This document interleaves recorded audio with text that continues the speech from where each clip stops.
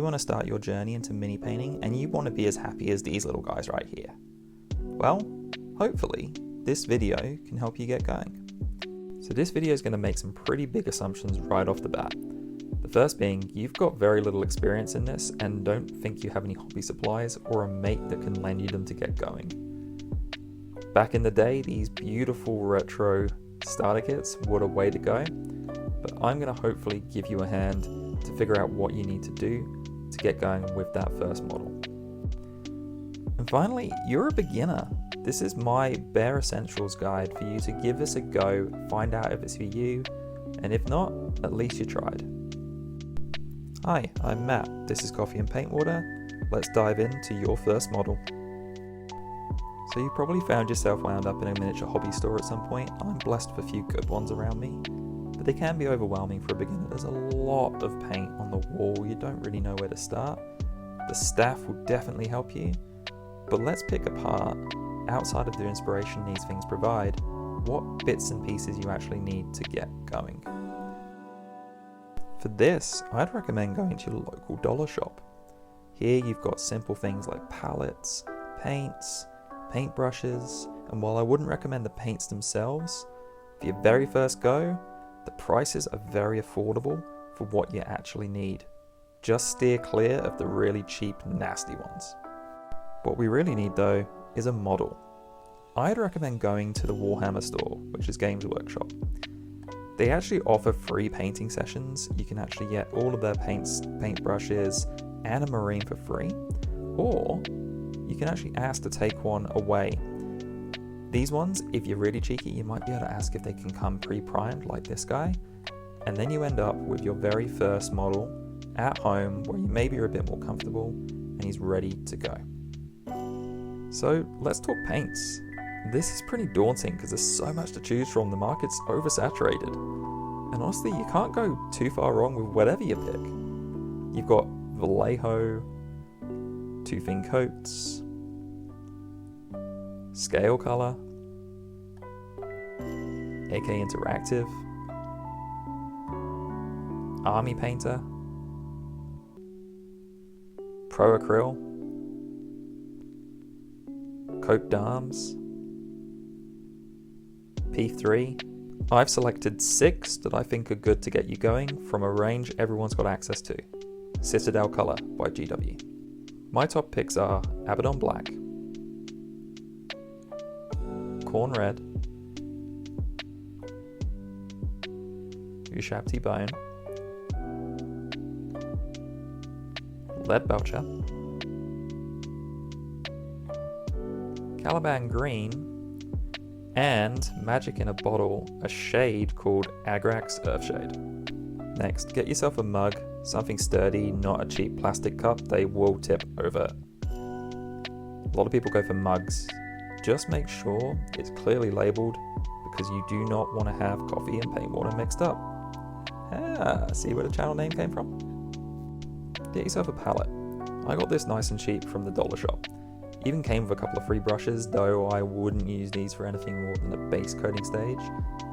Any of your fine detail work, these are useless. The tip on it especially is just not going to hold.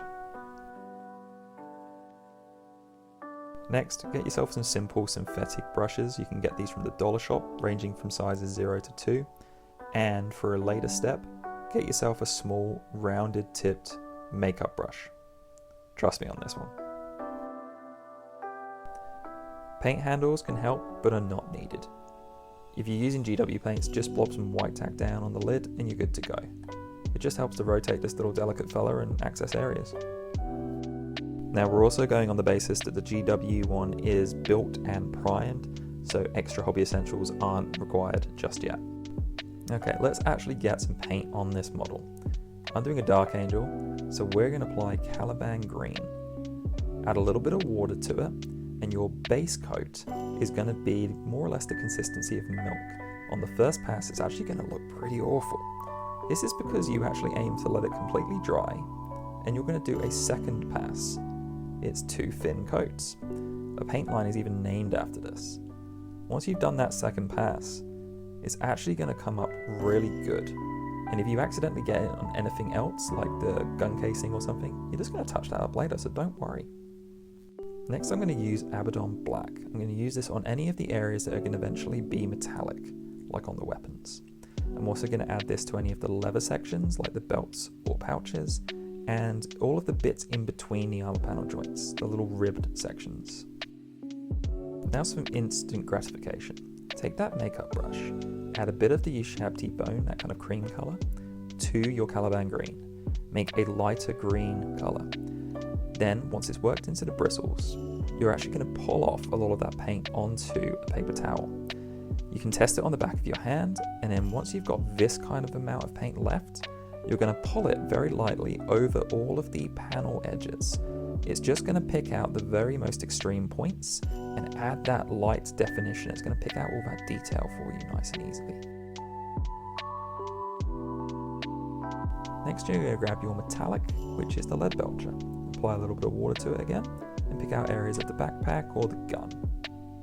After that, you want to grab your Ushabti bone, again, water that down just a little bit, and pick out those wings on the chest. This is known as the Aquila.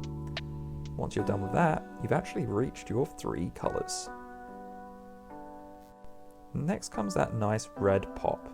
Grab your corn red and apply it to the casing of your gun. After that, you can pick out some detailed sections. So there are some small round areas on the backpack that I like to think are kind of buttons. You can also then go down a brush size and aim for the eye lenses. This is one of the trickier bits, especially for someone new. Keep that consistency thin, and if you overspill, just like I did with the Aquila here, you can always actually touch back up with the green afterwards. All mistakes can be corrected. Don't get shy, don't get worried. Next comes magic in a bottle. Agrax Earthshade. You're going to run this over all of your metallic sections, and it's going to add this really nice dirty look to it. Something I personally like in what's referred to as the grimdark setting. I also add this to the Aquila, and it will instantly pick out the detail of all those wings. Next, I'm going to do a technique called pin washing. I've added a little bit of black into the Agrax Earthshade, and because it's a nice watery consistency, it runs off the brush into all of the nooks and crannies of the armor. It'll give that extra bit of definition and really help it pop on the next stage when you're highlighting up. Now, we're going to add a little bit more Ushabti bone to your green. Add enough that this is actually quite a distinctly different, lighter tone. Keeping it thin with a little extra water, you're going to pick out the very sharpest edges of the armor. You don't have to actually do every single edge, but just enough select sections that when this is held from an arm's distance, which is roughly about what you'd be playing this as, it's very easily definable and adds that really nice contrast.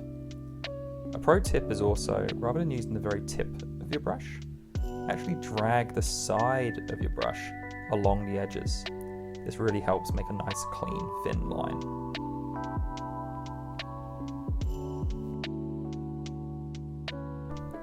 Next, I'm going back in with my black and Agrax wash, and I'm pin washing sections of my gun casing to try and add that contrast once again between the recesses and the vibrant red on top. Following this, I've added a little bit of Ushabti bone to my lead belcher.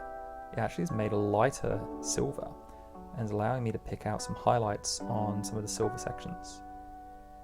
This works also to pick out things like little rivets and studs on the armor. For a further highlight, I've added some Ushabti bone to my corn red. This is giving me some pinkish highlights to add to the gun casing and areas like the eye lenses. Ushabti bone mixed with Abaddon black gives you a nice grey. Target the ribbed areas between the armor for this bit. And there you have it. A step I did miss was straight Ushabti bone onto the Aquila, picking out against the Agrax Earthshade. So this is once again going off the idea that you've got the free SpaceMarine from GW, The base for this is very different than what you would get in a standard box of Marines. It's incredibly detailed and I love it. All this rubble section, cracked rock. So what you add is just a nice even coat of Abaddon black over everything. So now comes another one of these instant gratification things. Using your Abaddon black and a Shabti bone, apply 2 different layers. The first as a darker grey dry brush and the second as a slightly lighter grey dry brush. The second dry brushing, just a little bit lighter than the first, picking out slightly more defined sections. And just with that, you've got a really effective base straight off the bat. I then just pick out some sections such as the silver rebar between the rocks in your lead belcher. I add some corn red to this little section of, I think, Tyrannid spore, or what, I'm not too sure what you call this stuff, but growth from Tyrannids. Go in with a pink on top of this to add some highlights and definition, and then use your Abaddon black to black rim the base. And with that final step, you've just painted your first model. Now, I have been painting for a little while, but I'm definitely not the best painter in the world. And here, I hopefully have shown you that just using 6 paints, including a wash, you can have a really effective Marine that would look pretty good on any tabletop. I really hope some people actually found this useful, and definitely any returning viewers, I really appreciate you stopping by. Thanks so much. This was Matt from Coffee and Paint Water, and bye for now.